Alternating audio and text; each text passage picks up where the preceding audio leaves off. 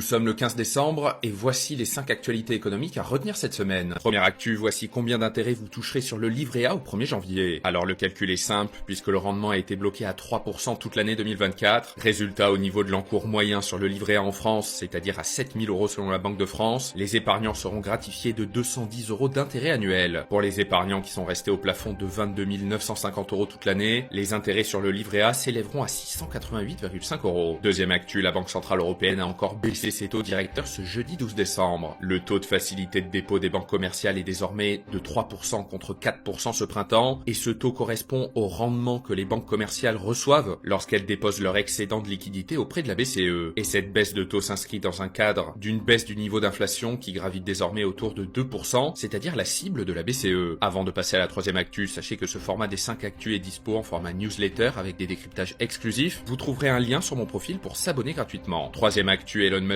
devient la première personne à dépasser les 400 milliards de dollars de patrimoine. Alors l'homme d'affaires sud-africain profite d'un double effet. Le premier est le rebond de 75% de l'action de Tesla depuis l'élection de Trump début novembre. Et le deuxième effet concerne SpaceX, dont Musk est propriétaire à 42%, étant donné que ses investisseurs ont accepté d'acheter jusqu'à 1,25 milliard de dollars d'actions de la société, ce qui a fait bondir la fortune de Musk. Quatrième actu, en 2024, la bourse américaine affiche l'une des meilleures performances depuis 1928. Concrètement, le S&P 500, qui rassemble les 500 plus grosses sociétés cotées en bourse aux États-Unis, a progressé de 27% depuis le début de l'année, ce qui place la performance annuelle de l'indice comme l'une des meilleures depuis quasiment un siècle. L'envolée des sociétés technologiques boostée par l'intelligence artificielle, la baisse des taux d'intérêt déclenchée cette année et l'arrivée de Trump à la présidence ont largement contribué à cette tendance. Cinquième actu, les pays de l'Union européenne vont créer un fonds de 500 milliards d'euros pour la défense militaire de l'Europe. En fait, le président américain a expliqué dans une interview pour NBC News que les États-Unis quitteront l'OTAN à moins que les États alliés ne contribuent davantage financièrement à l'institution. Les pays de l'OTAN discutent aussi de faire grimper leurs dépenses militaires à 3% de leur PIB contre 2% actuellement.